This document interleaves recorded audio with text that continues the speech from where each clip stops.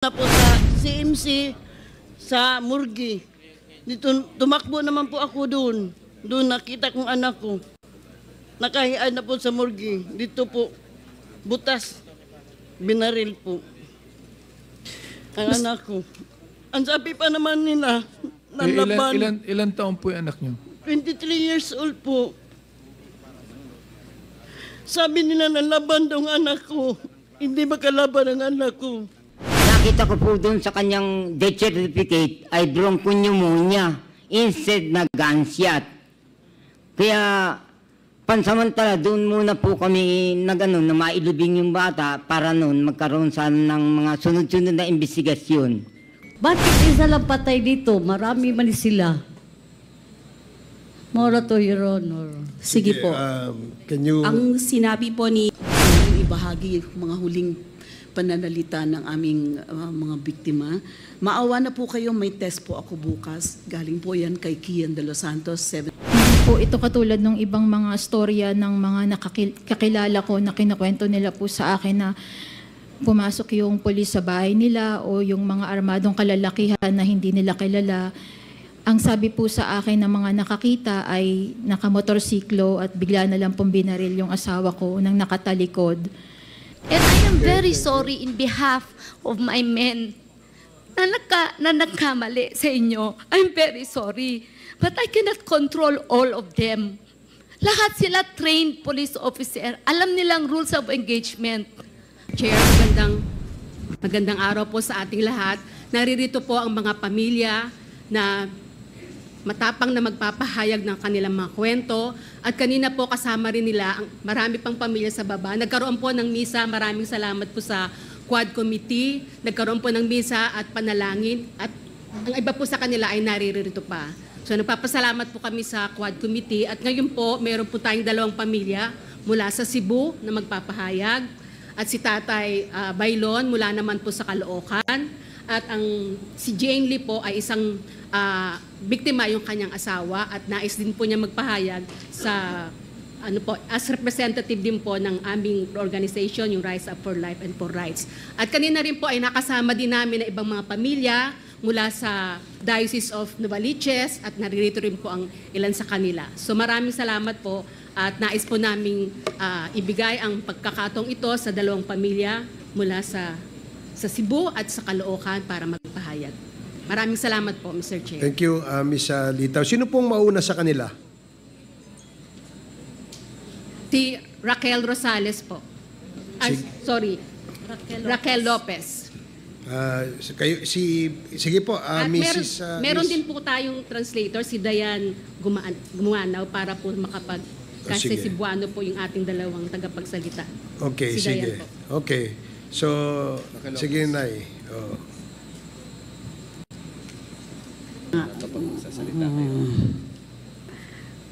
May hapon yung tanan. Morag to akong idagdag. Katong gibilaran to akong anak dito sa Cebu. Niagi to si Ma'am Garma nga nasuko siya nga gibilaran to akong anak. Pagkita na mo ato niya nga naglumba taw mig panagan katong mga bisita na mo na Milar. Kinahadlok to ba? Nya, ako ato, mo gito yung gisulti, nga na anak siya nga, nganong gibilaran pa maninin, nasuko siya nganong gibilaran ba? Nya karon na anak siya nga, bakit isa lang patay dito? Marami man sila. Mora to, Your Honor. Sige po. Can you... Ang sinabi po ni Nanay Raquel ay noong nilamayan po yung anak niya, ay dumaan po si Ma'am Garma at nagsitakbuhan po sila dahil natakot pagdating ng mga pulis. At sinabi po ni Ma'am Garma kung bakit nilamayan daw po ang kanyang anak at bakit isa lang ang lamay na marami naman daw po sila. Sige. Meron pa, doon na pa mong idagdag? Wala na. Mo na to? Okay, sige. Mora to, Your Honor. Okay, salamat, Nay. Who's next? Si Raquel Lopez. Si Baby Rosales po. Okay. May hapon yung tanan. Nay, sa madaling araw to, gikan si Ma'am Garma po dito sa kang Raquel, ni diretso sa mua. Kay si Brad, kuan naman na, kanang barangay raman, gikan sa barangay La Raquel, ni diretso sa Samua. Mo sa iyang gibuhat, dito ni Raquel, iyang ipantuwad ang mga lamisa, nanaga ng mga sugal. Pero sa iyang pag-ingon, niya na siya nga, dili siya gusto nga, sugalan ang minatyan. Ang iyang gusto, ampuan. Mo na yung isulti, dili na mo, lahi ang karaki, lahi sa rangakoa. Mo na dahil pagkatataon, nilakaw na po sila. Daghan sila, kauban sa mga pulis. Mo na. Sige. So yung sinabi po ni Nanay Baby, madaling araw din po, galing si Ma'am Garma kina Ma'am Salamay sa anak ni Ma'am Raquel at pumunta siya sa kanila sa Barangay Pasil. No, tapos sinabi ni Ma'am Garma na ayaw daw niya na magsugal ang mga tao doon. Instead, gusto niya na ipagdasal. Pagkatapos naman daw noon ay umalis naman daw po si Ma'am Garma. Okay. Who's next? Ang susunod po ay si Tatay Rodrigo Bailon mula po sa Camarin, Caloocan City. Ako po si Rodrigo Bailon, ama po ni Lenin Bailon na naging biktima po ng war on drug. Sa bahagi po nung anak ko nung December 2, year 2016, pumapasok po siya ng alas 5 ng umaga, umuwi po siya ng alas 12. Taglit. Nagsigawan na. Sumigaw yung mga kapitbahay ko, Tatay Rod, Ninong Rod, si Lenin, may tama ng bala, may tama na ang baril putukan. Lumabas ako. Ngayon yung pedicab na motor, pinaano na para isakay yung bata at yung isang sugatan na bata na siyam na taong gulang din. At may dalawang babae kaming nakita doon sa may malapit sa tayihan ng kortina at saka punda na nakabulagta dahil doon sa putukan na nangyari. Yung hindi ko nga inaasahan na yung isa pala sa anak ko, yung tinamaan ng bala sa left side ng kili-kili. Kaya nga ang ginawa namin doon, dinala namin sa ospital. Yun yung panahon na talagang dumami yung tao. Naharangan yung dinaanan ng pedicab para makarating kami ng E. Rodriguez sa hospital sa Tala. Para maano po namin yung buhay ng aking anak na 7 taong gulang. Ngayon, ang nangyari po dun sa Tala, naipasok po namin siya ng emergency. Doon na po siya nawala ng buhay. At sa bahagi ng ganitong pangyayari po, ay inaasahan ko po na yung ganitong problema, nung siya po ay ililibing, nakita ko po doon sa kanyang death certificate ay bronchopneumonia instead na gunshot. Kaya pansamantala doon muna po kami na mailibing yung bata para noon magkaroon sana ng mga sunod-sunod na investigasyon. Ang nangyari po, tinignan lang po doon sa morgue ng Tala Hospital nung mga ilang nag-iimbestiga. Sa bahagi po namin, nagtanungan po doon kung kilala namin yung bumaril. Ang pagkakalam po ng mga nakakita doon ay mga riding in tandem na meron po silang hinabol papunta po ron sa kung saan po nakalugar yung mga nagtitiklop at nagtitrim po ng punda ng unan na kung saan andun yung anak ko na tinamaan ng bala. Ganyan po yung nangyari noong December 2, 2016 sa ganap na alas 4 ng hapon hanggang alas 5 ng hapon. Isang pangyayari po na hanggang ngayon ay humahanap po kami ng isang pagkakataon sana na yung justisya ay dapat magkaroon.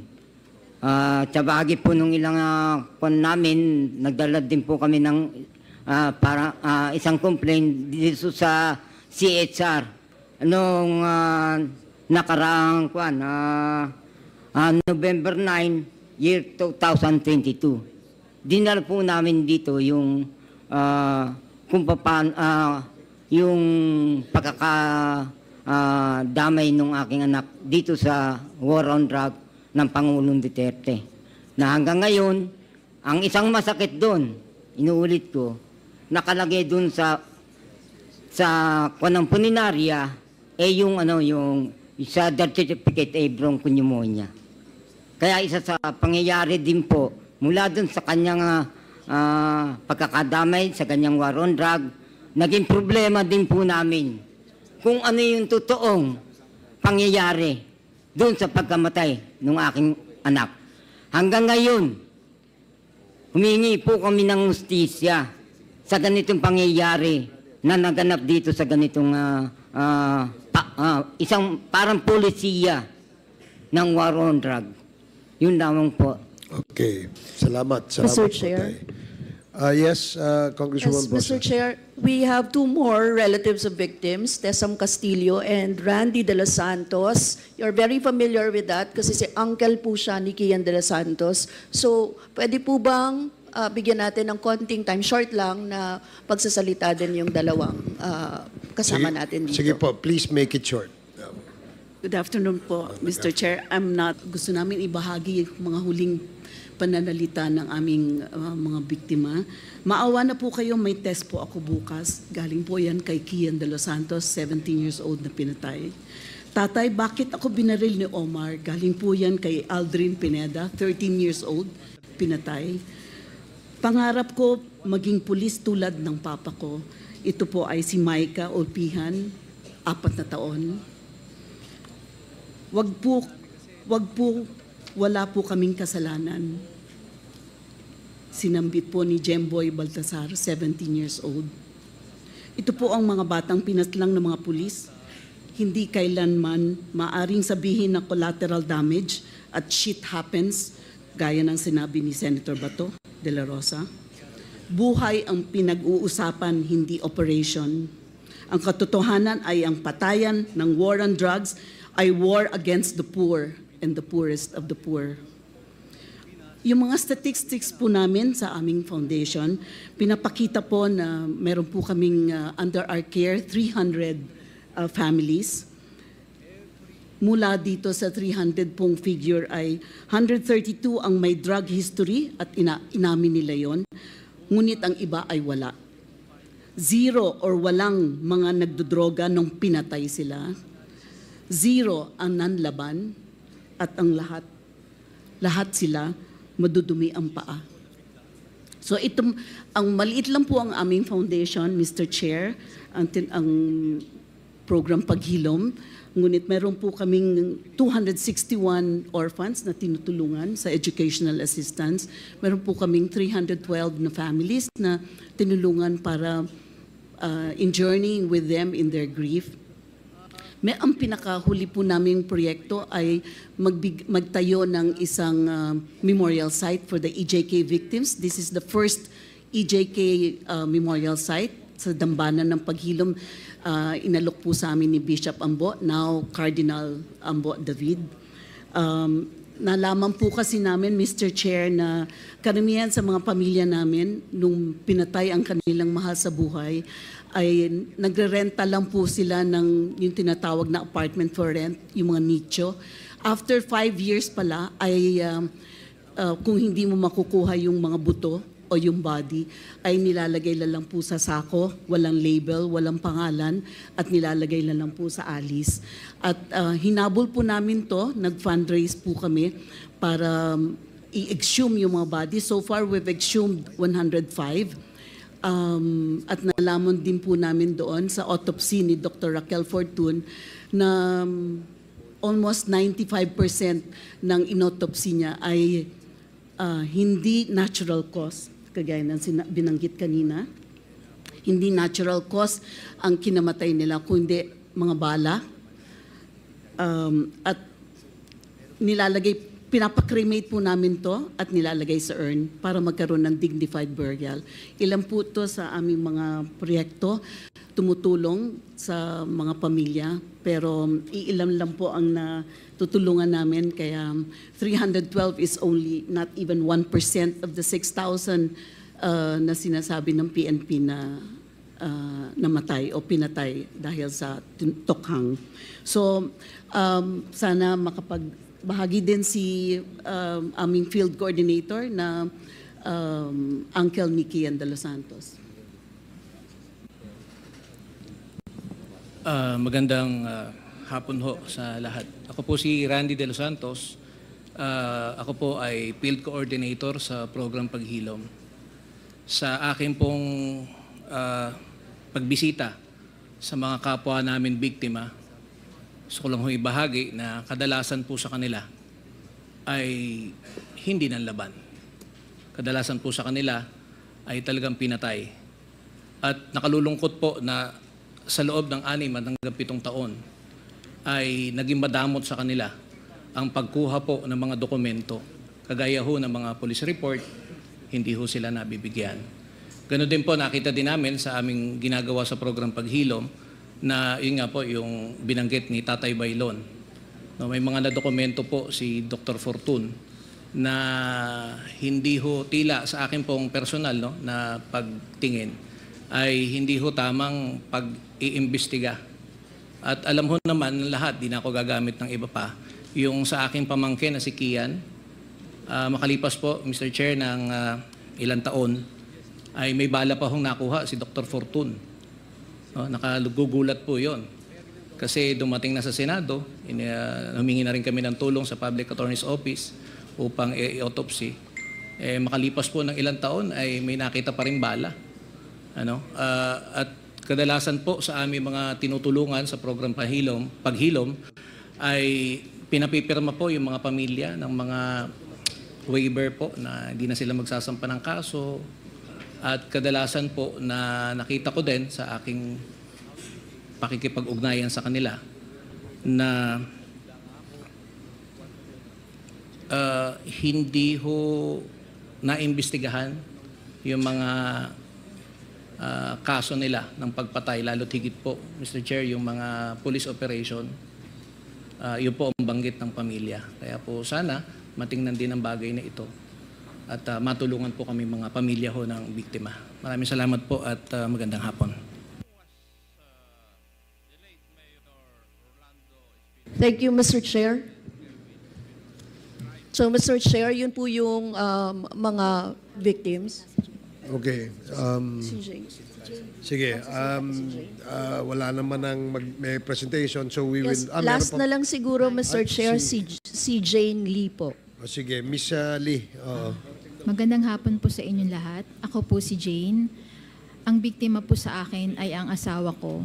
Pinatay po siya ng riding in tandem noong March 20, 2017. Kami po ay may 3 anak na pare-parehong nag-aaral ng mga panahon na yon. Pero bago po yun, noong 2016, marami pong patayan doon sa lugar namin. Ang Bagong Silang po ang pinakamalaking barangay sa buong Pilipinas. Kaya po, sa sobrang dami po na mga phase o area, bawat po may mga areang namamatay ay talaga naman pong nababalitaan. Bawat lugar o kasulok-sulukan ng patwalk, sabi nga po nila. Yung iba pong mga namatay noong 2016 ay kilala ko po, kapitbahay, meron pa pong kumpare, kaibigan. At noong mga panahon na yon, kasama ko po yung asawa ko na nakikidalamhati. Pumupunta po kami doon sa mga pamilya na namatayan kasi kilala po talaga namin sila.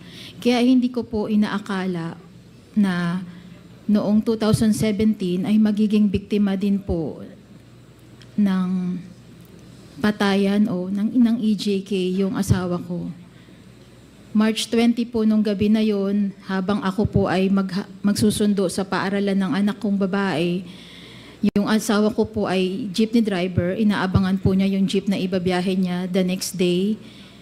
At nung nagkita po kami sa kahabaan ng kalsada ng natawag na Langit Road, sabi niya po sa akin ay mauna na akong umuwi dahil nga po inaabangan niya yung jeep.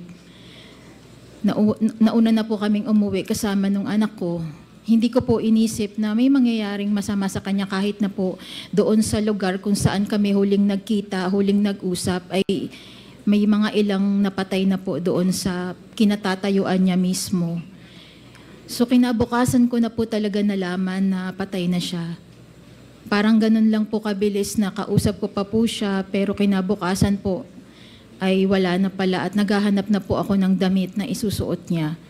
Hindi po ito katulad ng ibang mga storya ng mga kakilala ko na kinakwento nila po sa akin na pumasok yung pulis sa bahay nila o yung mga armadong kalalakihan na hindi nila kilala.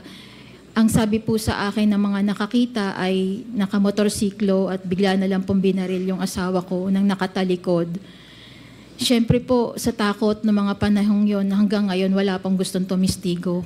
Kaya kahit gusto ko pong magsampa ng kaso, ipakita po sa mga anak ko at sa pamilya ko na gusto ko po talagang magkaroon ng hustisya, yung pagkamatay niya, eh, wala po akong magagawa dahil riding in tandem nga po. Kaya po sa dami ng napatay po noon 2016 hanggang sa panahon po ng dating Pangulong Duterte, yung Rise Up po nagpunta sa community, na-organize po yung mga pamilya. Doon po nagsimula na nagkakilala kami. At iyon po yung naging dahilan na nagkakilala kami at nagsimula po na magsalita kami para sa mahal namin sa buhay dahil talaga naman pong sino pong magsasalita para sa kanila. Kaya po, nung dumating po yung pagkakataon na ito na nagkaroon po ng pagdinig, willing po kami talagang magsalita kahit na po napakahirap para sa amin na balik-balikan yung istorya. Wala po kaming magagawa. Katulad po nang wala na kaming nagawa na pinatay na po sila. Parang sinasabi na lang po talaga namin sa sarili namin na nag-iimbestiga. Kaya kahit po paulit-ulit po kami nasasaktan, ito na lang po yung tangi namin magagawa para po yung part ng mga pamilya ay talaga naman pong manaig at yung katotohanan lang po yung sasabihin namin. Kaya marami pong salamat sa committee, sa iba't ibang committee, lalo na po sa Committee on Human Rights na nagbibigay po sa amin ng pag-asa. Kung involved yung kanyang anak na napatay sa drugs o ilang taon na yung anak niya? Po anak ato, yung anak ko, si Rabi Lopez, namatay siya, 28 yung edad, duhay ang anak. Kato siya, Your Honor, mugamit lang ito siya. So, gumagamit siya. Oo. So, hindi siya... Alam nidag siya po. O dili. Wala siyang mamaligya. Wala, Your Honor. Sige, please. So yun po, yung anak niya po na si Rabi Lopez, 28 years old nung pinatay, may 2 anak. Gumagamit po pero hindi po nagbebenta. Okay, sige, salamat. So now we can proceed with the interpellation. Congresswoman Franz Castro, you're recognized. Mr. Chair, very quick lang. Sir Chair, may I yield first With the to indulgence of Representative reference, Olman. very short lang, because it's a sensitive matter regarding our resource persons, Mr. Chair. Okay, please proceed. Yes, And Mr. will this Chair. be taken from the time of Congresswoman Castro or... Very quick lang, Mr. Chair. Okay, oo. please. Kasi, Mr. Chair, ito nabalitaan po natin na sa isang phone interview kanina lang, sumagot po si former PNP Chief Bato de la Rosa. Mr. Chair, sabi po niya, and I quote, ang masasabi ko lang kay Kerwin Espinosa, sinungaling siya. Kapag nakita ko siya, suntukin ko siya sa muka. Masyado siyang sinungaling, yun lang, end of quote. Gusto ko lang i-point out, Mr. Chair, na dapat hindi po natin i-tolerate yung mga public officials na nagtitrete ng violence sa ating mga resource persons. Lalo na po, papasok na tayo sa point na magtatanong tayo sa kanila. And of course, Mr. Chair, sa mga sasabihin nila, factual naman yon, di natin maiwasan. May matatamaang mga opisyal, past or present. Mr. Chair, hindi din po pwede na yung mga hindi po nagpa-participate dito sa ating deliberations, kahit na binibigyan po sila ng chance at merong overwhelming evidence pointing to their role in systemic violence and other issues tackled here in the Quadcom, di po pwedeng nag-aastang bully sila o astang pikon. So, Mr. Chair, again, we should not tolerate that, and it is our collective task to ensure the safety of our resource persons, lalo na po yung mga pamilya ng mga naging biktima. Yun lang po, Mr. Chair. Salamat. So, Mr. Chair, can I continue? May I continue, Mr. Chair? Yes, Thank you. Congresswoman. Thank you. Siguro mga few questions lang po kay kay Tatay Baylon. Si Lenin po, no, yung anak ninyo na 13, siya po yung biktima na sinasabi po ng otoridad na collateral damage, etc. or nadamay. So 9 years old lang siya, no, pero naghahanap buhay na siya para makatulong sa pamilya. Tama po ba, Tatay? Opo.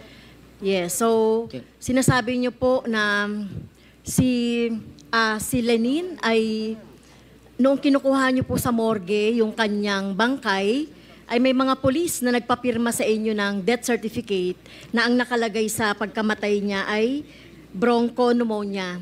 Tama po? Doon po sa morgue, Mr. Chairman, pinamili pa po ako noon. Pinamili ako kung ipapa-autopsy ko yung anak kong si Lenin. Okay. Ngayon, sabi ko, hindi ko na pa-autopsy yan. Bakit?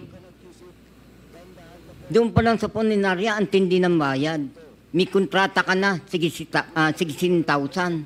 Ipa-autopsy pa. Noong panahon ng 2016, alam po namin, doon sa lugar namin, 20,000 pagpapa-autopsy na sinasabi.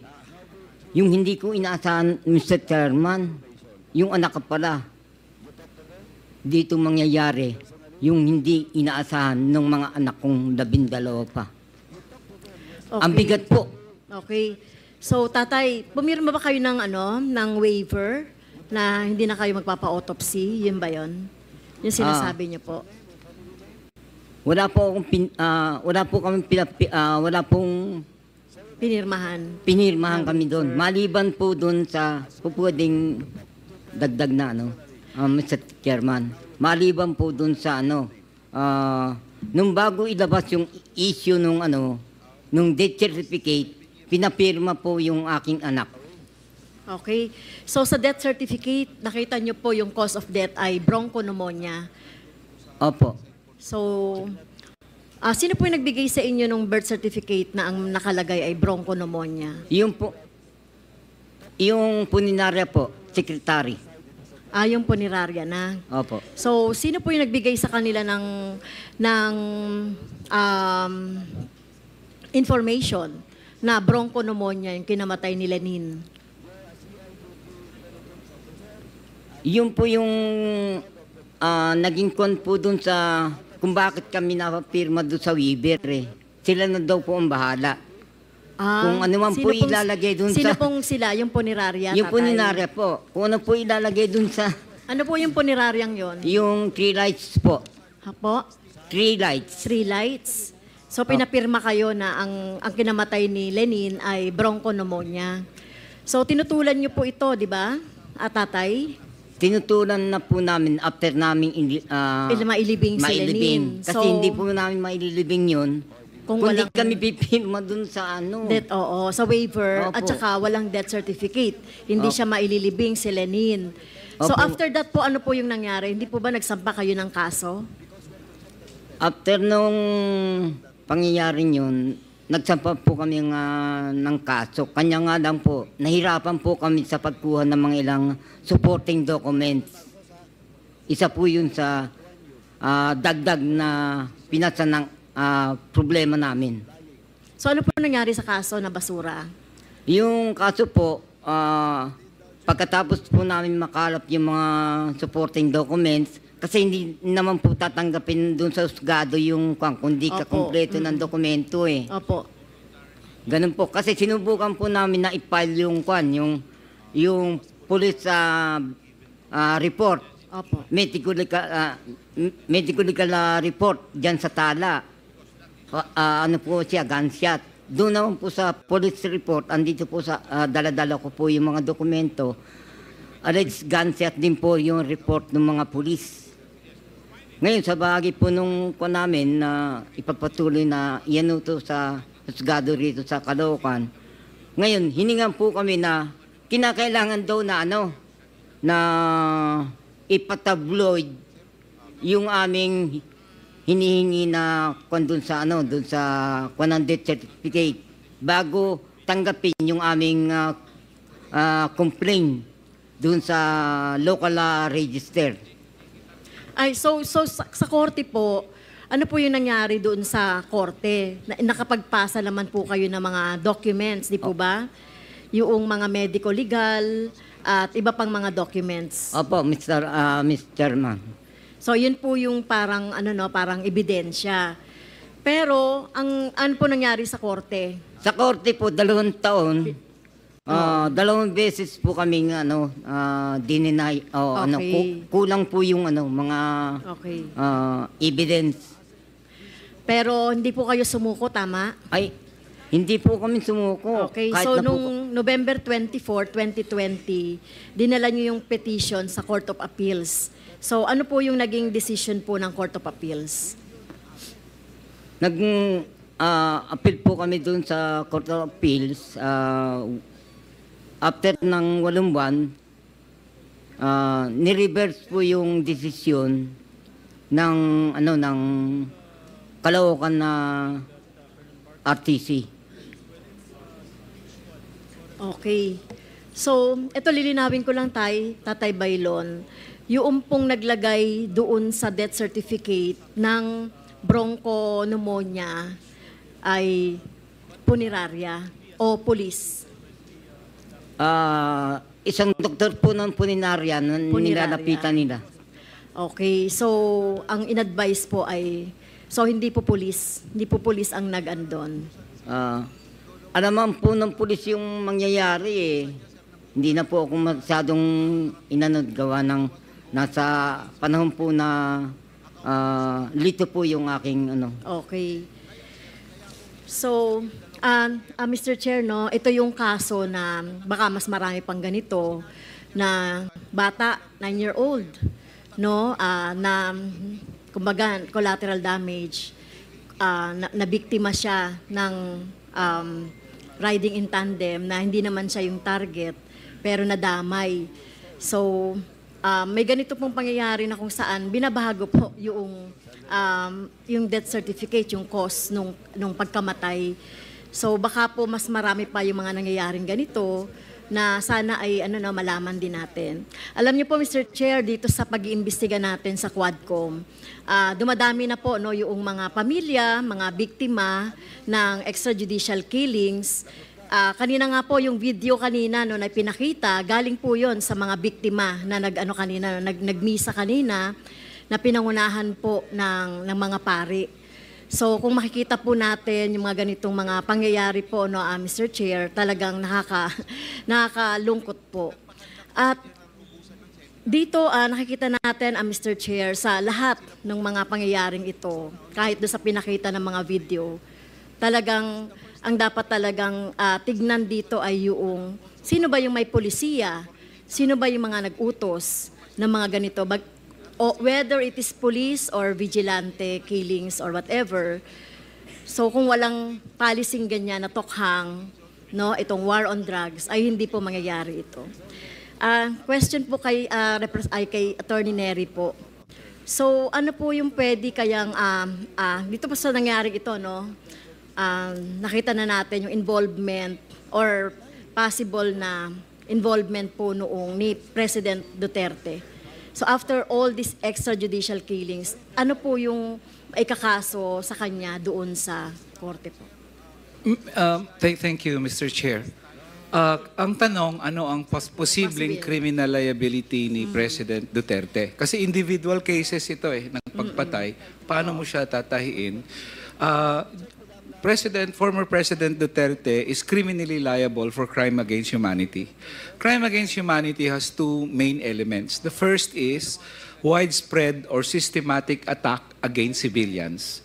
And two, mens rea, or yung sinasabing with knowledge of the attacks.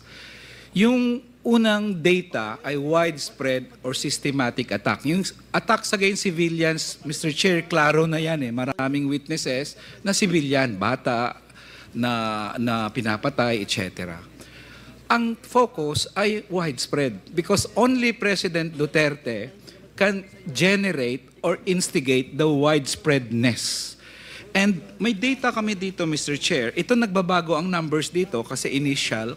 But from the PCOO, PD, PDEA, and PNP itself on February 14, 2018, may report sila 13 days after President Duterte came to power in July of 2016, marami na pong nagsabay-sabay na nagpapatayan. Central Luzon, 55 killed in police operations. For 13 days after he sat in Malacanang. Metro Manila, 44 killed. Calabarzon, 17 killed. Ilocos, 6 killed. Soc-Sargen, 5 killed. Bicol, 3 killed. Central Visayas, 2 killed, and so on. Hindi pa bilang dito yung mga vigilante, yung mga unidentified. So, on September 26, 2017, the same report ng PDEA, lumaki na. 2017 pa lang to, report nila as of 26 September 26. Region 1, 188 killed in drug operations. Region 2, 54 killed. Region 3, 619 killed. Region 4A, 364 killed. Region 4B, 5. Region 6, 33. Region 7, 37. Region 8, 61. Were killed in Region 8, Region 9, 45, Region 10, 43, Region 11, 71, Region 12, 162, yung CAR is 40, and the National Capital Region, 1,336. Magbabago ang numbers, Mr. Chair, but look at the widespreadness, kung baga. Only a president na ganun ka-powerful can instigate this. So, yun po yung unang element widespread or systematic attack against civilians. Pangalawa, knowledge of the attack. Yes, the element of knowledge of the attacks, pwede talagang maging culpable si President Duterte doon because one, he issued public orders to kill drug suspects, even their lawyers, even those human rights defenders na nagrereklamo lang sa drug EJK killings. Meron siyang public statements which say, nagko-commit siya, i-absolve ko kayo, i-amnesty ko kayo, walang mangyayari sa inyo. And these public statements, different from the order, is showing not just toleration, but encouragement of the EJK. And pangatlo, yung complete impunity, lack of any serious investigation or prosecution. Sino po ang pwedeng magkaroon ng ganitong command all over the country na halos walang investigasyon na mangyayari? Who can order a funeraria kung wala itong PNP? Gawin yung bronchopneumonia, klarong-klaro gunshot wound. Who can order na walang magbibigay ng police blotter o kaya ng kung ano mang dokumento sa mga biktima? Sino ang magsasabi na patay ang mga CCTV, maliban na lang kung makachamba katulad kay Kian, but normally patay ang CCTV. All this, Mr. Chair, only shows na not only was there a widespread or systematic attack against civilians, but that President Duterte himself had knowledge of the attack, ordered it, tolerated and encouraged it, and made sure na may whitewash na 7 years later, ngayon lang talaga nagkaroon ng ganitong investigasyon. So for all these elements, Mr. Chair, President Duterte is really, for me, a criminally liable for crime against humanity, Mr. Chair. Salamat po. Kindly wrap up, Yes, Congresswoman. thank you, Mr. Chair.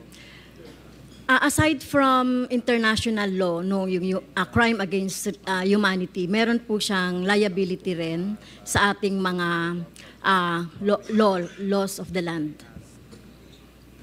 Yes, Mr. Chair. There are laws here na pwede siyang maging liable. I'm not just talking of the murder and homicide. The law here, of course, is Republic Act 9851. Na may crime against humanity, and of course many in fact ang batas na yan has command responsibility, so many generals There are two elements in that crime. Just the culpability, Mr. Chair, hindi ako nagsasabing other than that, no? Command responsibility, if the colonel or if the general or the commanding officer or the president, commander-in-chief, has knowledge knows about the crimes committed by the subordinates and did not do anything to stop it, may liability under command responsibility laws, treated siya as principal of the crime. So kung anong penalty nung gumawa, ganun din sa commanding officer. But more importantly, the second part of the law says that kahit hindi niya alam, but nung nalaman niya na he failed to investigate the crimes committed by his or her subordinates, then that is equivalent to command responsibility, which means reclusion perpetua po yon sa mga commanding officers who are found guilty of command responsibility. Mr. Chair, thank you. Thank you, Mr. Chair. No, that summarizes no, yung mga pwedeng maikaso no, doon sa mga perpetrator nitong war on drugs or EJK. Thank you, Mr. Chair. Okay, thank you. Before we recognize the next interpellator, may tanong lang ako. Sinong pwedeng magbigay ng statistics kung ilan dun sa namatay yung sinasabing ng laban? Do we have any statistics? Yung sinabing namatay kasi ng laban, iba naman kasi yung binaril lang ng riding in tandem na hindi naman siguro ng laban yun. So meron ba tayong data or statistics kung ilan yung sinabing namatay because ng laban? Attorney Conti. Yes, Mr. Chair. In the presentation earlier, I presented the numbers from the hashtag real numbers. Their public numbers as of May 2022 was 6,252 persons killed in police operations. So it doesn't... Lahat po yan would have been justified under the non-laban narrative. Kaya po marami So the din whole kaming- 6,000 ng laban? I would say That's so. the presumption. That's a presumption. It would be the PNP who would be in a best position. Unfortunately, they have not kept concrete, accurate records of the killings. It's to their advantage not to count at all, actually. Okay, salamat, Attorney Conti. The next to interpellate is Congresswoman Arlene Brosas. Thank you, Mr. Chair. Mr. Chair, I would like to direct my questions doon po sa mga victims, Mr. Chair. Particular kay, yung sa Cebu po, no? Particular kay Raquel Lopez, ang nanay ni Rabi Lopez.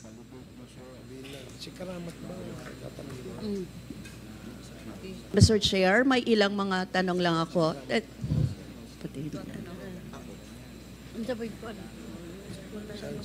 Nanay, ano po ang nangyari kay Rabi Lopez? Kwanto natuog man mi ato Your Honor ka nang more mong namataan ba buto-buto to. Natulog po kami noon at yun po yung nagising kami sa mga putok. So, Mr. Chair, I would like to ask, ano po yung trabaho ni Rabi bago yung Technician insidente? to siya, Your Honor. Tapos kailan po nangyari yung insidente na yun? Yung nagising na lang kayo, sabi nyo, sa mga putok? Siguro, mga alas 2, murag alas 2, ba't wala, alas 3, murag mga alas 2 to. October 4, 2018, kadlaon. So, pagkatapos nyo pong marinig yung mga putok, anong nangyari? Dali na miya itong kuhan, abli sa portahan, nga naog mi niya. Pag gawas na mo sa portahan, pag abli, kuyawan naman mi, kaya pwede naman naghalang pulis. Ging na naman mi, walang labas. Di, gisarada lang akong balik ang portahan. Nagmadali po kaming buksan ng pinto at bumaba para tingnan. Tapos pag bukas namin, marami ng mga pulis. Tapos sinabi ng mga pulis na walang labas. Kaya sinira nila pagkatapos yung pinto dahil natakot din po sila. Pero nakita niyo po si Rabi. Ano pang itsura ni Rabi? Paglaong na mo, paglaong na mo, buntag na mga alas 5, kanang gipahibaw ra ko sa akong anak sad nga, nanawag sa akong anak nga kabagwangan nga, mo na nga, patay na ko na iyang manoy. Pagbaba po namin ng mga alas 5 ng umaga, pinaalam po sa aking eldest na anak na patay na po ang kanilang kapatid.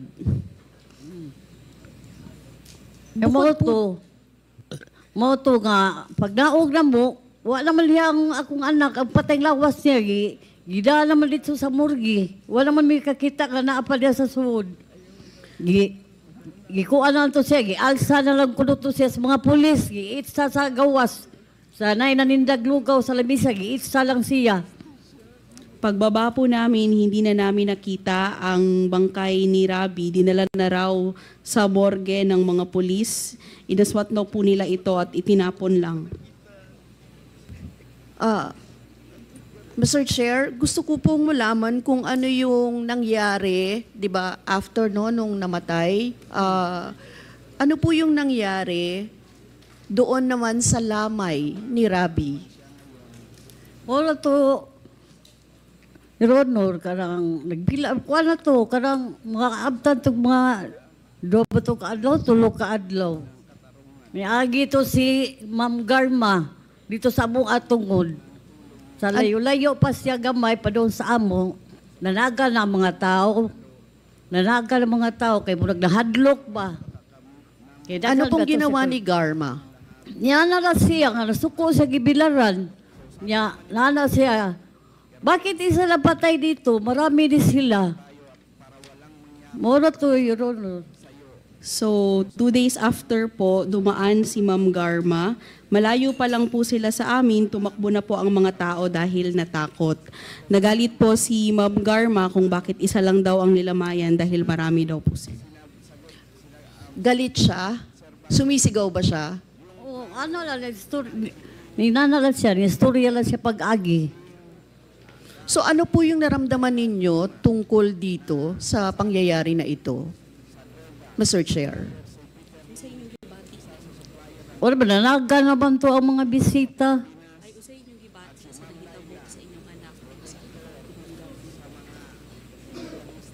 Wala lang yun ron, ang amo lang yun ron, nangitan lang may gustisya sa mga anak, kayo naman siya mahimo sa mga anak. Naghahanap lang po kami ng hustisya. Nga mo, hustisya na lang yung taon sa mga anak. Amo lang yung taon nagi paningkamutan, bisag layo ang amo, nabi taga Cebu mi. Amo na lang yung agwanta nga pag-aril lang yun diri ang kamon toyo, hustisya lang yun sa mga anak. Kahit malayo po kami, bumiyahe po kami para humingi ng hustisya para sa aming anak. Thank you, Mr. Chair. Sa next po ay gusto ko sanang tanungin si Baby Rosales. Mayong gabi po, ma'am. Mayong gabi po, oo.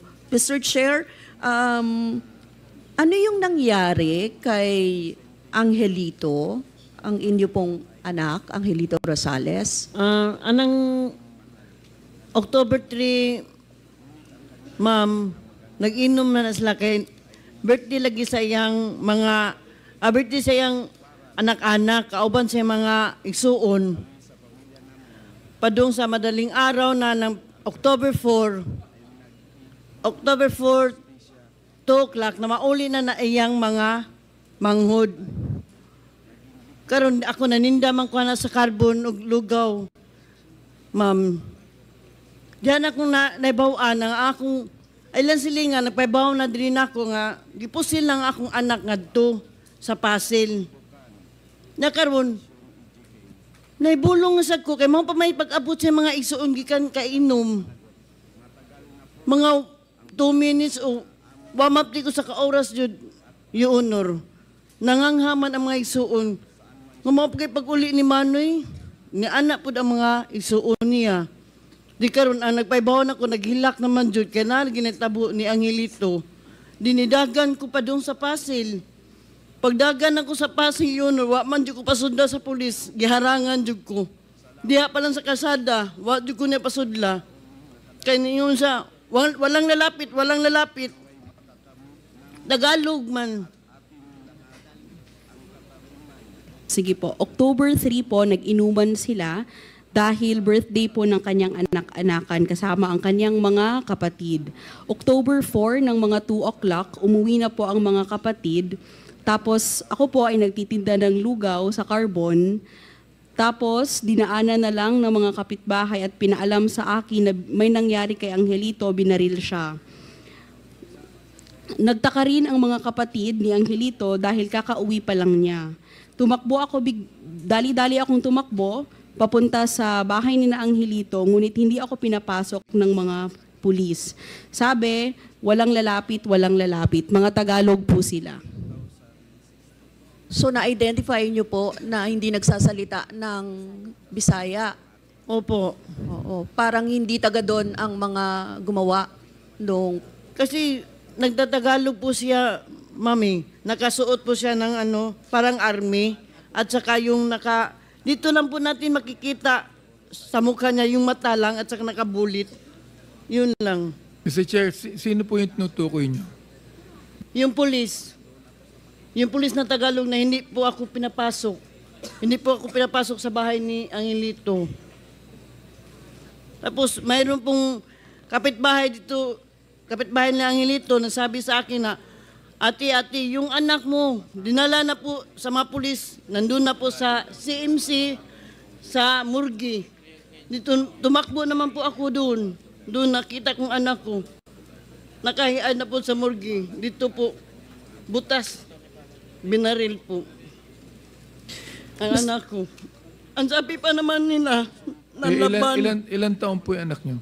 23 years old po. Sabi nila nalaban daw ang anak ko. Hindi makalaban ang anak ko. Sa totoo lang kasi lasing na lasing. At saka yung nila, yung kwarto na ang liit-liit lang talaga. 3 or 4 na pulis pa ang nakapasok. Yung kwarto sa anak ko.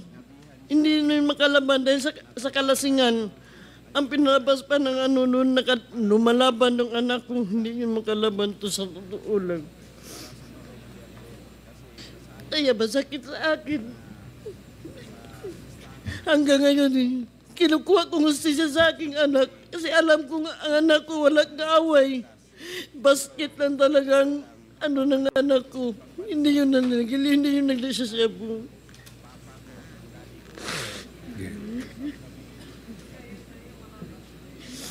Masakit sa akin yun. Congresswoman Brosas? Mr. Chair, tatanungin ko sana kung ano yung sinabi ng pulis na tungkol sa pagpatay kay Angelito. Pero sige lang, ano lang po muna, baka kailangan ng konting break. Mr. Chair.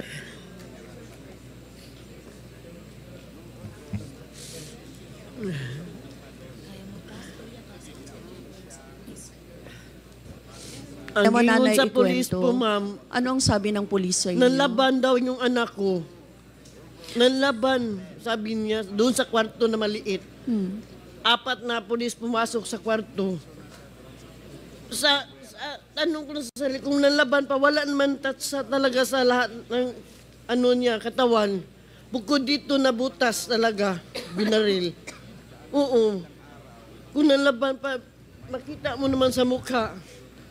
Wala talaga, dito lang talaga. Sa katawan ng tama? Oo, dito po, butas. May live-in partner po yan, si Opo. Angelito. Ano naman ang nangyari kay... Yung live-in partner niya po, pinalabas at tinakpan ng scotch tape yung bibig. At saka 3 araw bago pa nalabas sa presinto. So pagkatapos po ng insidente, ano pa yung naaalala ninyong nangyari? Yung sa burol ng anak ninyo, pwede nyo po bang ikwento? Bukod na nun yung 3 araw, 2 araw, siguro po, galing yun si Ma'am Garma doon sa kanila ni Raquel bago sa nakapunta sa amin. Yun, tumatakbo yung mga tao, nakalamay doon at saka tinumba yung na misa. At sabi niya sa amin, ayaw niyang pag-asugal yung patay, dapat pagdasalan. Sabi niya sa amin, maya, umalis na po siya. Bakit po hindi kayo nagsampa ng kaso? Kasi sinabihan po ako ng presinto 6, magsampa po ako ng kaso. Sinabi ko, wala po kami pera. At saka po, wala po kami pera at saka po, hindi po amin ang batas. So ano pong kahilingan ninyo ngayon? Ang Ginang Rosales, ano ang inyong gustong Ang hustisya mangyari? ng kamatayan ng anak ko, yun po, pinaglaban ko hanggang ngayon sa 6 years po. Nilapit ko yung October 4, ngayong buwan na to. Nilapit ko sa anak ko, sana naman makuha na natin hustisya. Hanggang ngayon, nandito ko pa rin. Ang sakit-sakit talaga na. Totoo lang. Nilapit ko yun. October 4 doon ako sa kasi anniversary, 6th anniversary sa anak ko. October 4. Nilapit ko yun sa minteryo. Hiningi ko yun sa anak ko na dapat sana makuha na natin hustisya sa kamatayon mo na. Yun Mr. lang. Chair. Yes, Congressman Abante. Napapansin ko na habang bibigyan ng salaysay si Baby Rosales, siya ay nakatingin kay Colonel Garma. Bakit? Tinitingnan ko lang po siya kung anong naramdaman bilang anak na namatayan po. Sakit sa dibdib. Tinitingnan ko siya. Sana naman maintindihan niya. Nawalaan ang anak siya. Nabigwinin pa naman, wala pa naman Sino po si Colonel Garma sa inyo? Siya po nakita ko, sir. Yung pumunta sa lamay ng anak ko. Nung gabi na yun, Siya ba ang Chief of Police ng Cebu City nung napatay ang anak nyo? Opo. Gayon din sa inyo, Raquel Lopez? Okay. Kindly wrap up, Congresswoman. Yes, Mr. Chair, I would like to direct my next question to Colonel Garma, Mr. Chair. Mr. Chair, narinig naman yung mga salaysay ni Nanay Raquel at Nanay Baby. Ms. Garma, dalawang insidente ito Nangyari noong October 2018, kayo na ba ang head ng Cebu City Police noon, Mr. Chair? Yes, Mr. Chair. Yes, Your Honor. Bakit po kayo pumunta sa burol ni Rabi Lopez? Hindi po ako pumunta doon para sa burol. It is a routine na pagkagabi po, umiikot ako from boundary of Cebu City, that is Talisay, the first barangay, hanggang po sa kabila kung saan po, kasi sunod-sunod po yung mga barangay. So it is a routine po, gabi hanggang madaling araw, nagpapatrolya po ako. So I pass by po dun sa burol po nung anak ni Miss Rosales po. At napansin ko na puro sugal, marami po nagsusugal. So sinita ko po, sabi ko, huwag kayong magsugal, instead, mas maganda magdasal. Yun lang po. Actually, nung parating pa lang ako, nagtakbuhan na po yung mga tao. So, Mr. Chair, I was asking about Rabi Lopez, Mr. Chair, sa burol ni Rabi Lopez. Doon na kayo kay Angelito Rosales. Okay. Mr. Chair, ang tanong ko po, bakit kayo sumigaw-sigaw doon? Ano yung, sabi niyo routine di ba? So, kung routine lang siya, bakit merong pagsigaw-sigaw na nangyari? Tapos, di ba respeto dapat sa yumao o sa namatay yung, kahit naman siguro nagpapatrolya kayo, pero alam niyong may patay doon, bakit hindi man lang kayo nagbigay respeto sa patay? Your Honor, wala ko naalalang sinabi ko yun.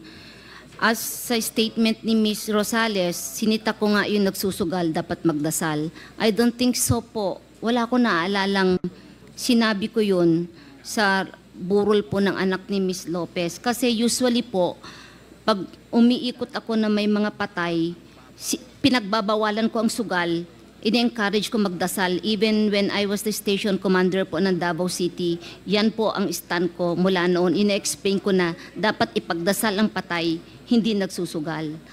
Mr. Chair, may I ask again, Raquel, ano po bang nangyari?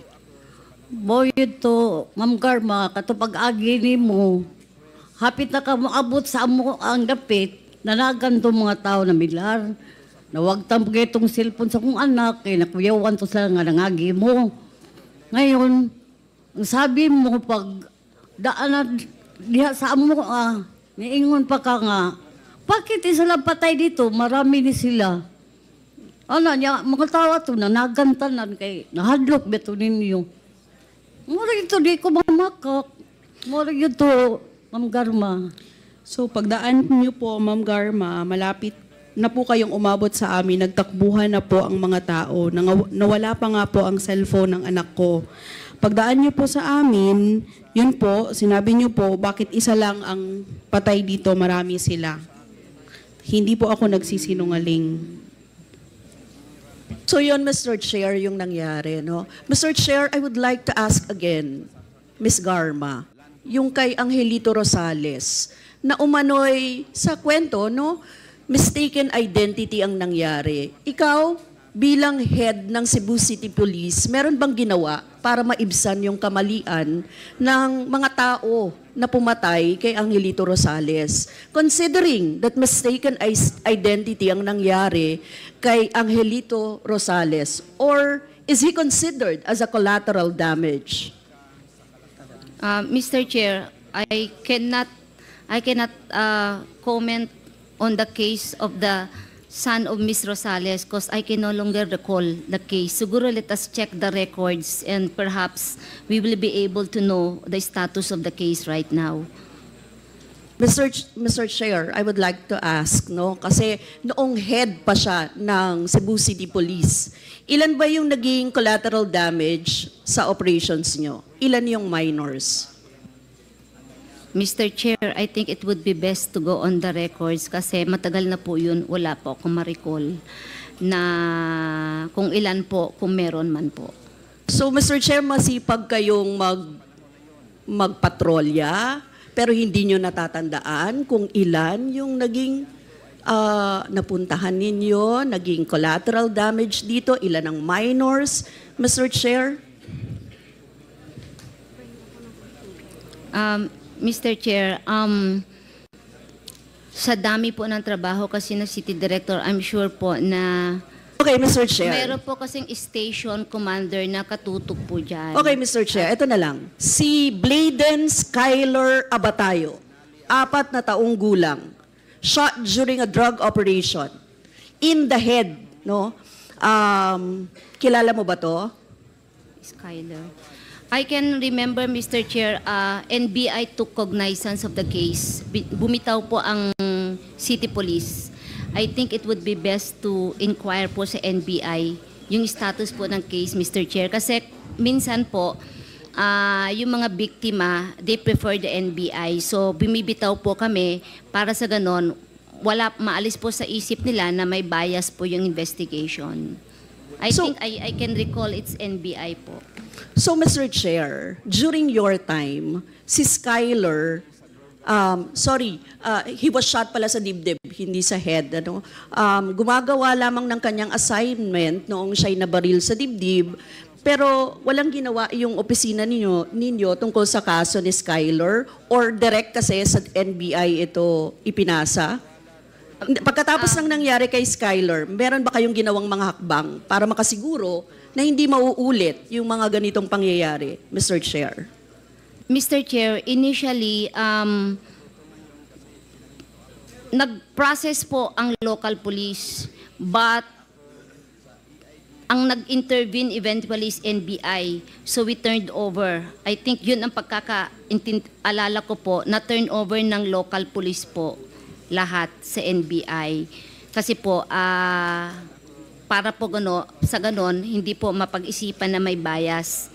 So I think it would NBI, be pero best sa inyo, wala kayong ginawa. You Meron just po. turned it over. No, Mr. Chair. Meron po, kaso nga lang, nagkaroon ng preference na NBI. So, pinagbigyan namin na NBI na lang kasi baka kung sakali hindi favorable ang results sa kanila, baka sabihin po na inayos. So, bumitaw kami para sa ganun maging neutral yung pong investigation, Mr. Chair, Your Honor. Mr. Chair, Reina Garma was the head of the Cebu City Police at the time Rabi Lopez and Angelito Rosales were killed by police officers on October 4, 2018. Both are victims of lack of due process. For Angelito Rosales, he was also a victim of mistaken identity. Paano pa kaya yung mga hundreds of collateral damage victims killed during the war on drugs ni Rodrigo Duterte, Mr. Chair? Now, I would like to present, Mr. Chair, the 2 videos of interviews with Ms. Reina Garma. Pwede po ba nating ipakita? Secretariat? Yeah, again, I'm very sorry that happened to an innocent child. When we talk of the war on drugs, even innocent lives pwede madamay. This is a classic example already. And I hope it's an eye-opener to all of us, not only sa police, to be more, careful. And we are really sorry na nadamay ang bata. And sa mga involved in sa drugs, this is what happens also.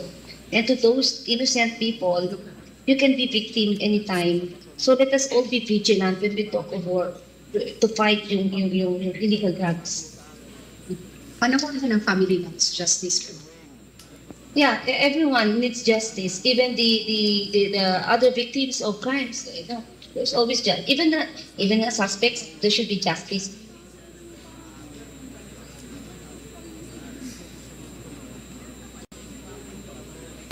Come victim, the police has to fight back, and there are collateral, damage sometimes. We don't even know who are living at the other side of the house, and these houses are made of the wood materials that bullets can just penetrate if we fire our guns.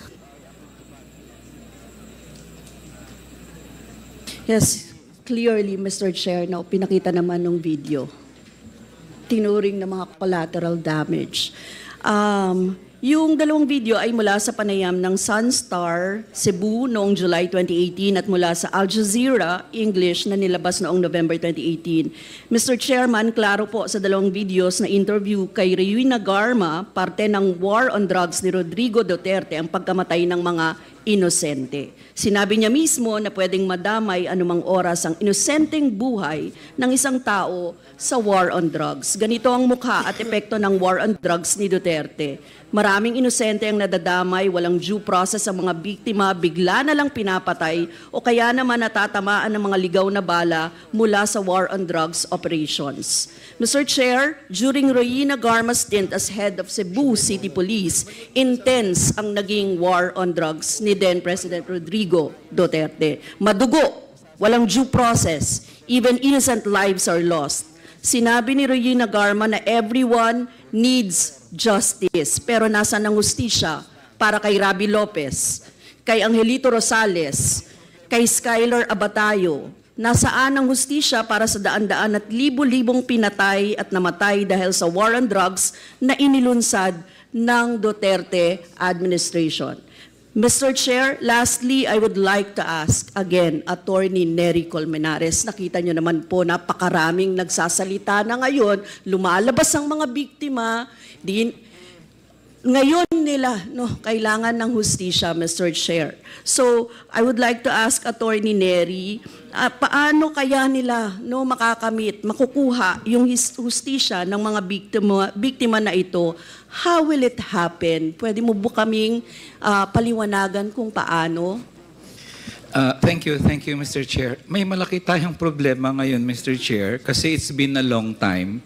Ang pamilya hindi binigyan ng mga dokumento na importante kung gusto mong magsampa ng kaso. Marami sa mga witness ay takot and therefore mahirap talaga magsampa ng kaso dito sa Pilipinas if only because ang ebidensya ay hindi forthcoming. Paano mo sasampaan yung kaso na nakalagay sa death certificate, bronchopneumonia? Parang tagilid ka na agad, Mr. Chair, para kasuhan kung sino man yung responsible. Paano mo kakasuhan pagpasok, patay ang mga CCTV? Only the word of the police team that went inside the jail ang pagbabatayan mo dito. Paano ka, grabe ang, there is, the perpetrators, of course, must be held to account for this. But not only that, there is also the infrastructure of impunity. Yung mga pulis na hindi nag-iimbestiga, yung mga piskal na hindi nagkakaso, and in fact, even those who are acquitting members of the police, katulad niyan, on the say-so lang ng subordinate mo, sir, self-defense gaganyanin mo na? No, sa korte ka magpaalam. Diba? Only judges can say whether your claim to self-defense is valid or not. Pero absuelto na eh. So, Mr. Chair, may kahirapan doon. But we, of course, lawyers, human rights lawyers, will continue to help out in any way. Pero, may kaso ngayon, Mr. Chair, sa ICC. And in this case, Mr. Chair, dito medyo umaalagwa ang investigasyon because they started way back in 2017, 2018. So matagal na yun na sila nakakalap ng maraming dokumento and therefore para sa mga biktima, isa itong paraan para roon sila ng hustisya. I'd like to quote one of the nanay na nagsabi kanina kung bakit hindi sila nagkaso. And her statement best sums up the status of the families of the victims. Hindi po sa amin ang batas. Maraming salamat, Mr. Chair. Yes, thank you, Mr. Chair. Mr. Chair, siguro lastly, siguro it's about time na yung Marcos administration should pursue yung ICC. Kasi panahon nito na lumalabas yung mga biktima at nagbibigay talaga dapat ng kaukulang suporta para sa kanila, Mr. Chair. So kung hindi, ma-accuse din natin ng Marcos administration of human rights violation kung hindi magkakaroon ng hustisya ang mga biktima. Maraming salamat, Mr. Chair. Thank you, Congresswoman Brosas. The next to interpellate is Congressman Raul Manuel. You're recognized. You have 10 minutes. Thank you, Mr. Chair. Meron tayong ilang mga tanong na lamang dahil narinig na rin natin ang sinabi ng kamag-anak ng mga naging biktima kasama ang mga bata at kabataan sa siyudad ng Cebu. Mr. Chair, tanong natin kay Colonel Garma, upon hearing yung mga testimonies, tapos meron nga rin po siyang pinuntahang mga lamay ng mga naging biktima ng war on drugs sa ilalim ng kanyang pamumuno bilang Cebu City Police Chief. Mr. Chair, ang tanong po natin, so sa ngayon po ba ay kaya ng panindigan, kaya ng i-confirm ni Colonel Garma na may mga pinatay na mga inosente, pati mga bata sa Cebu City under her watch as Cebu City Police Chief bilang bahagi ng pagpapatupad nila ng anti-drug operations? Mr. Chair, can I expound on my answer, Mr. Chair? Okay, Mr. Chair. Please proceed. Thank you, sir. Pag pumunta po kayo na Cebu, maglakad kayo from Pasil hanggang sa kaduluduluhan po ng boundary ng Mandaue at lahat po ng bahay diyan dikit-dikit, as in dikit-dikit gawa ng kahoy. Nung dumating po ako, ang droga, para lang po siyang betchin at asin na binebenta sa gilid. Ang sugal, parang wala lang. Nasa tabi lahat ng lamay, puro sugal. Pugaran po talaga siya ng lahat po ng klase ng vices. At hindi ko po ginajudge po lahat na nakatira po doon. Siguro sa kahirapan talaga, ganun po yung naging status ng buhay. Meron naman pong nabubuhay na tahimik din at marangal. Pero sinasabi ko po, dikit-dikit talaga. It is a, anong tawag dito, talagang Anong level sa drugs yun? I cannot recall, Mr. Chair. May classification po kasi yan. Now, I think yung mga operation na nangyari, those are conducted by the police station. I was not there because may mga station commanders in charge per area. Sila po yung nag-conduct ng police operation. Ako po Mr. Chair, interrupt ko na Mr. Chair kasi ang tanong po natin dito ay ano ang role ng chief ng Cebu City Police. And Mr. Chair, hindi po pwedeng ang ituro na lang dito ay yung mga police na nag-conduct ng drug operations dahil ang chief, meron niyang pananagutan kung ano yung ginagawa at ano yung mga hindi ginawa, ano yung mga nilabag ng mga nasa ilalim niya. Kaya Mr. Chair, again, hanggang sa ngayon, parang wala pa rin kasing ka-remorse ang dating police chief. Nasa harapan na po niya mismo ang mga pamilya ng mga biktima. Grabe na yung pag-iyak kahit tayo mga nakikinig, naiyak na rin sa mga kwento nila. Pero hanggang ngayon, Mr. Chair, ay hindi pa rin nag-own up ang dating police chief. Kahit yung simpleng factual na tanong na merong mga inosenteng napatay, na may mga nagte-testify sa harap niya, hindi pa rin niya talaga masagot ng diretsahan, Mr. Chair. So, parang di natin maisip ano yung pwede nating asahan dahil kung ganito ka tigas at hindi talaga nais na magsabi ng kung ano ba talaga yung mga nangyari, edi lalong ang dating sa committee na ito complicit talaga dun sa mga krimen, sa crimes against humanity, si Colonel Garma. At in fact, sa case na sinampa sa ICC, can NUPL confirm? Again, para lang ma-refresh yung committee na ito sa lahat ng mga narito at sa mga nakikinig din, na bahagi po ba ng mga napangalanan doon sa ICC cases si Colonel Garma? In particular kay Colonel Garma, hindi po. But the ICC, in its result for preliminary examination, mentioned General Albayalde, General Bato de la Rosa, the regional, provincial, and city police units. So, ibig sabihin, pwede siyang maisama doon.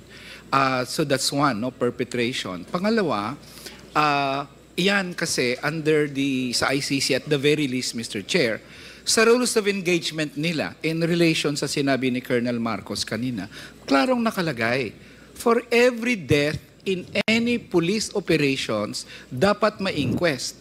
They never did the inquest. Kaya pag tinanong mo yan sila, so ilan ang namatay sa territory mo during your stint, sabihin nila yung numbers, tapos inimbestigahan mo ba? Wala. Walang inquest kasi, Mr. Chair, in violation even of their rules of engagement. So for all those things, they can also be held sa ICC for command responsibility. As nabanggit ko kanina, na isang, kumbaga, crime under command responsibility at the very least, if they're not the perpetrators, for their failure or refusal to investigate killings during their watch in police operations, Mr. Chair. So to clarify, Mr. Chair, sa final ng mga pamilya ng mga biktima, hindi explicitly napangalanan si Colonel Garma. Yes. Pero ICC ang said that the regional, provincial, and city police units are included in the investigation, Mr. Chair. So ibig sabihin, pwedeng imbestigahan ng ICC si Colonel Garma? Definitely so, Mr. Chair. E di kung ganun, Mr. Chair, na hindi pa rin talaga kasi nagpapakita ng remorse kahit katiting si Colonel Garma, e di damay talaga siya doon sa mga mananagot eventually sa mga napatay under the war on drugs na pinatupad as ito labeled as the Project Double Barrel based sa Command Memorandum Circular 16 Series of 2016. Ngayon, Mr. Chair, we received a copy of this printed affidavit that was signed by Colonel Garma. Can she confirm na ito ay isang affidavit na with her knowledge ay na-produce ito at hindi siya na-pressure ni Numan sa pagpirma sa affidavit na ito, Mr. Chair? Yes, Mr. Chair, Your Honor. Okay, Mr. Chair, may ilan kasing mga striking na laman ng affidavit na pinirmahan ni Colonel Garma. Mr. Chair. Mr. Chairman. Mr. Chair. Yeah, Mr. Chair. May we be allowed to give us a chance or time to read this affidavit that was just submitted to us by the resource persons, considering that we just received this affidavit. I think it is incumbent upon this committee to give us a time to read about this. Or maybe we allow the resource person, in the person of Rohina Garma, to have an executive summary of all this affidavit that she submitted to us, Mr. Chairman. So what is the Mr. what is Chair. the request of Congressman Fernandez? Do we have all the copy of the The affidavit? copies of the affidavit of Colonel Garma was distributed to the members, and if the request of Congressman Fernandez is to give the members time to read the affidavit, we will suspend for 1 minute, 1.5 minutes, and then. Or maybe, Mr. Chairman, instead of trying to give us a chance to read about this, may we allow the resource person to speak about the affidavit instead, Mr. Chair? Earlier, when Mr. she Chair. was Mr. asked Chair, by- I would actually intend to ask her to read some portions para yun yung pagbatayan ng magiging mga tanong ko kay Colonel Garma. Mr. Chair. Yes, Congressman Abante. Perhaps we can more focus on the resource persons that we have tonight, because that affidavit does not concern the victims that we are talking about now. If we could be able to stay focused on the victims first, and afterwards we talk about the affidavit. If that is acceptable to Honorable Manuel, then I guess in order to put the discussions in order, we first deliberate on the families of the victim, and then later on we will proceed with the affidavit submitted to us by Colonel Garma. Yes, that would be fine, Mr. Chair.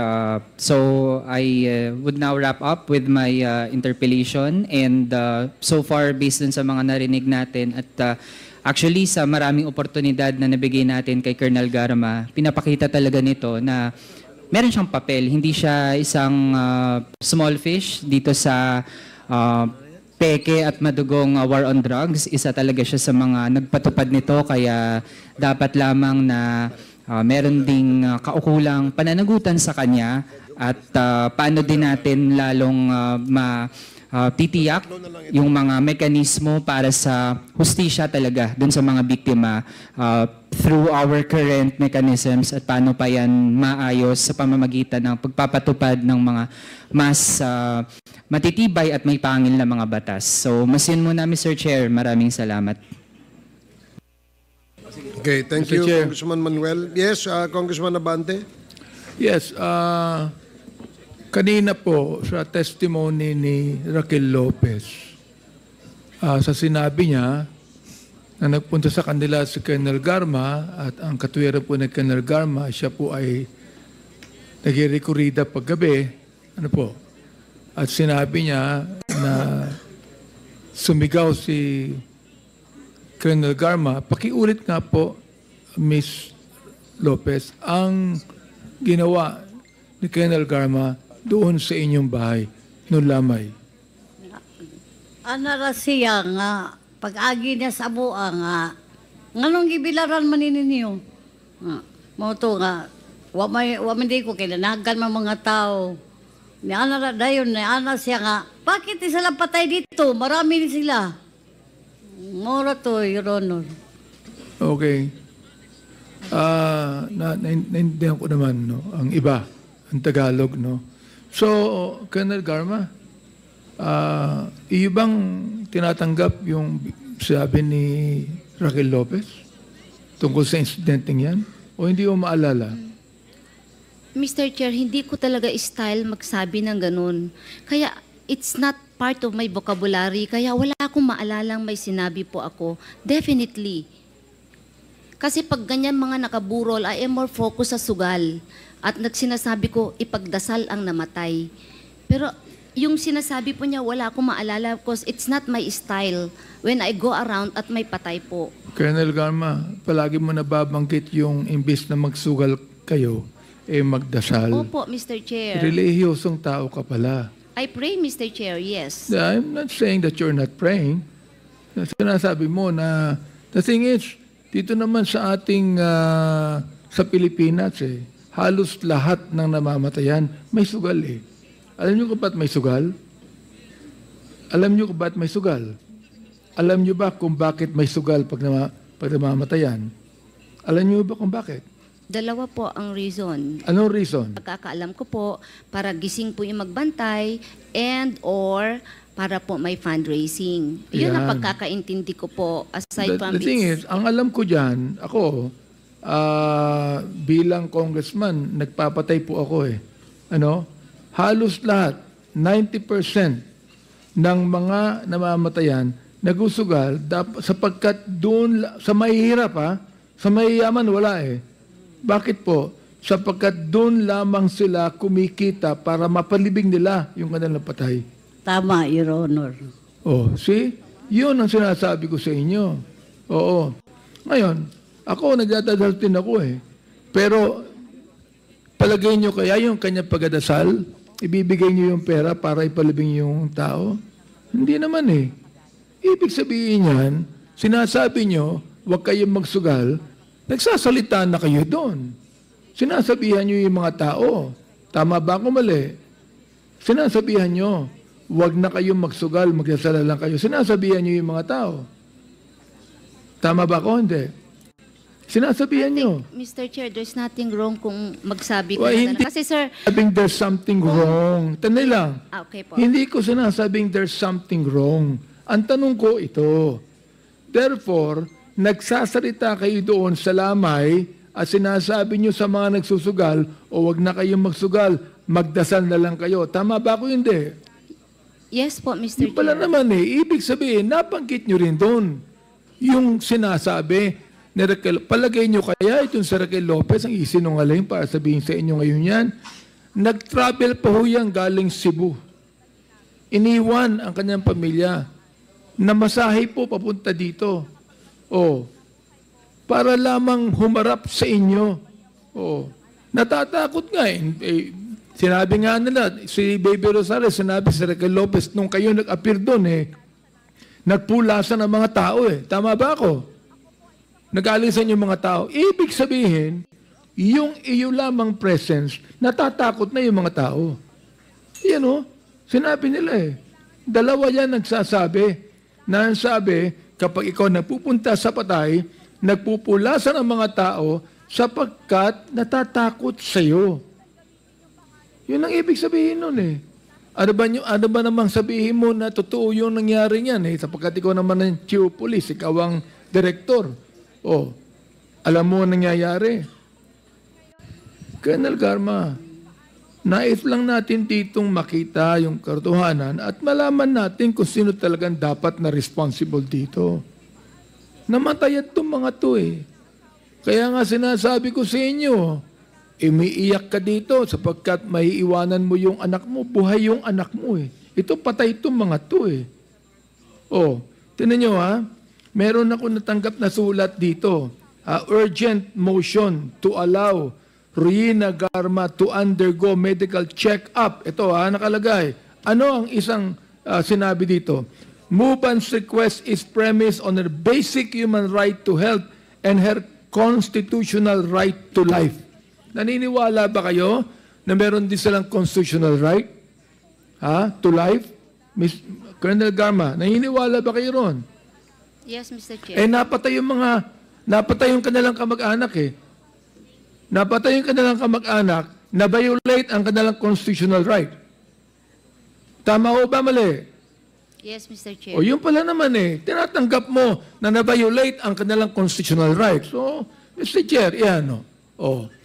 Dito, binasa ko dito ang iyong karapatan at nais nyo na i-approve namin itong sulat na ito sapagkat meron kayong karapatan as provided for by the Constitution at yung aming yung ating Constitution. Gayon din sila. Meron din karapatan to mga taon to. Anong ginawa ninyo? Pwede niyong pigilan yung mga pulis nyo Anong ginawa ninyo ng mga ibang kapulisan dito? Ha? Tinanggal nyo ang kanilang constitutional right. Lahat tayo meron yan, Colonel Garma. Tama ba ako? Can I explain, Mr. Chair? Kasi, What are you going to explain for? You are asking, kanina po, nagtanong din po si... Hindi, tinatanong kita, tama ba na na-violate ang kanilang constitutional right? Yes, Mr. Chair. Okay, yun lang. Ang gusto kong sagot mo. Mr. Chair, salamat. Thank you, Congressman Abante. The next to interpolate is Congressman Dan Fernandez. Okay, thank you, Mr. Chairman. Puso mo, brother. Okay, kay Raquel Lopez. Ma'am, a while ago, we heard na sinabi niyo po kanina na bakit nilalamay yung patay na binanggit ni Colonel Garma. Is this true? Na bakit nilalamay yung patay? Tinood, Your Honor. Nagsabi siya nga, bakit isa lang patay dito? Marami sila. Wala dyan ako nakalimti na yung isulti, Your Honor. So parang... kasabot man ko kay... Bisag Tagalog to gamay, kasabot man ko. Okay. At si Baby Rosales? Rosales, I heard you were saying yung sinasabi mo, yung nakiramay naman siya at nagpadala ng bulaklak. Correct? Hindi po. Ano yung sinabi niyo po kanina? Nagpunta lang po siya doon. Galing po siya sa Karakil. Okay. Galing siya doon. Pagpunta niya doon, siyempre yung mga tao, nakita sa mata, marami kasi sila mga pulis. Di, tumatakbo. At saka yung lamisa, tinumba. Niya sabi pa niya doon, sabi niya doon, ayaw niyang pag-asugalan yung patay. Gusto niya yung pagdasalan.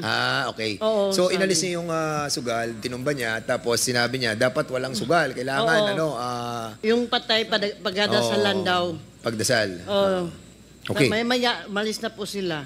Sino siya? Siya mismo, si Garma? Si Colonel Garma? Siya po. At saka yung mga niya, mga kasamahan. Colonel Garma, nagawa mo ba yan? Nagawa mo yan? Considering that ikaw Yes, Mr. Chair, kasi almost every night po, umiikot ako para makita ko yung sitwasyon po dun sa area po ng Cebu City. Okay. Binabasa namin yung yung affidavit mo that you have Mr. Chair, bago yun, with your indulgence, can I just ask one question? Sure. Colonel Garma,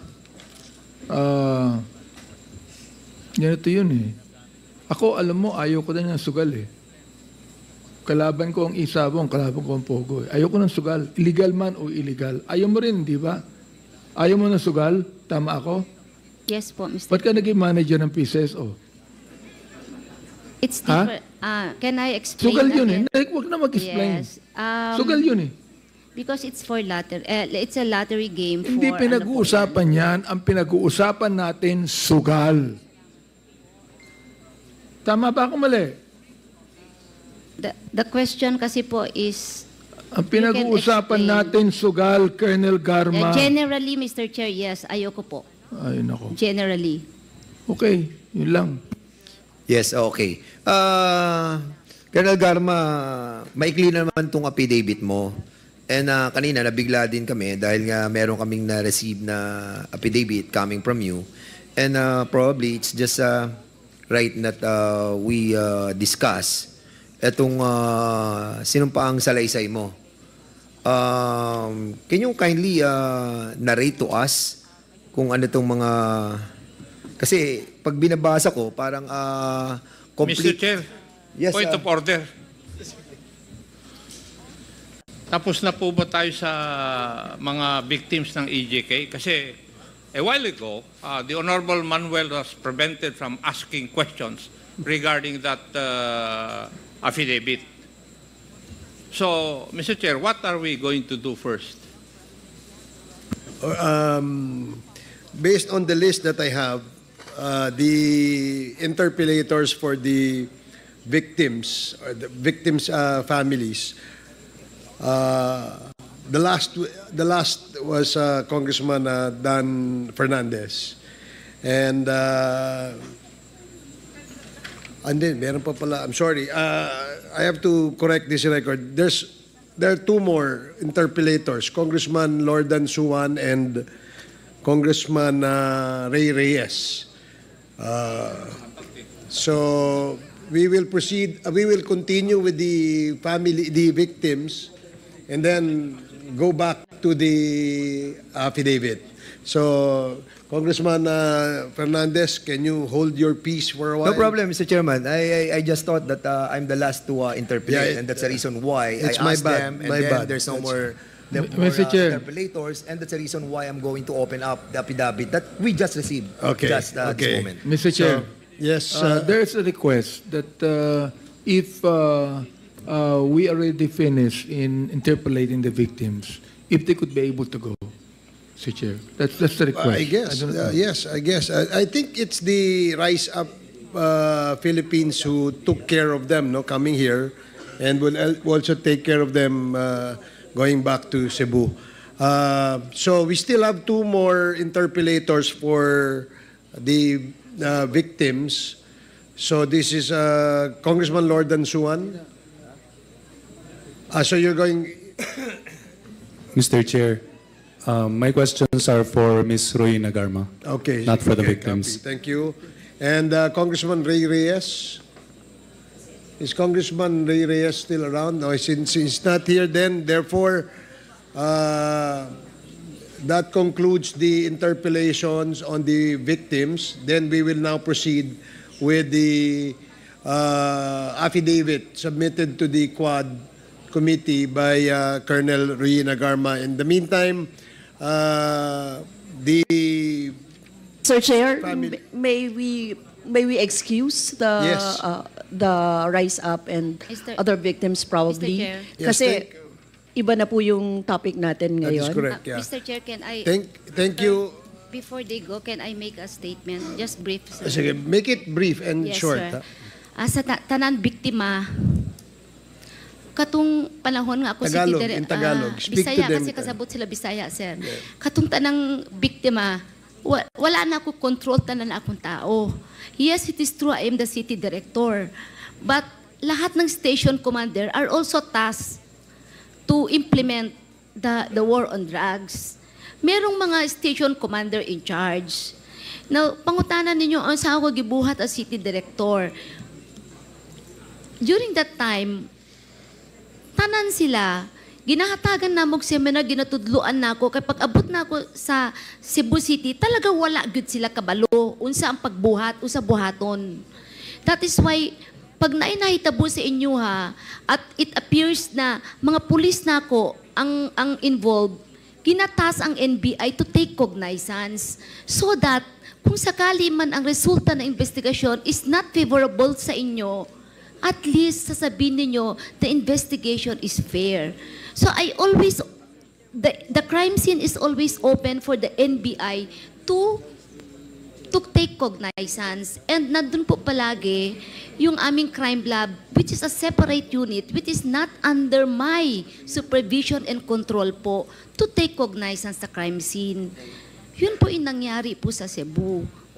And I am very sorry in behalf of my men na nagkamali sa inyo. I'm very sorry. But I cannot control all of them. Lahat sila trained police officer. Alam nilang rules of engagement. But alam mo, once you are in the ground, you will always use your discretion. Hindi mo yan talaga, instinct yan ng tao, discretion. At nakita ko rin naman na ginamit na nagkakamali. Inaamin ko may nagkakamali. Pero pinagbibigyan ko kung saan nyo gusto mag-file ng case, pinagbibigyan ko, hinahayaan ko. At lahat po yan na-process ang crime scene. Which is not under my control ang crime scene. Separate unit mo humahawak niyan. Then I am sorry to all victims kung hindi ko na-investigahan isa-isa yung case nyo. Okay, salamat Colonel Garma. Mr.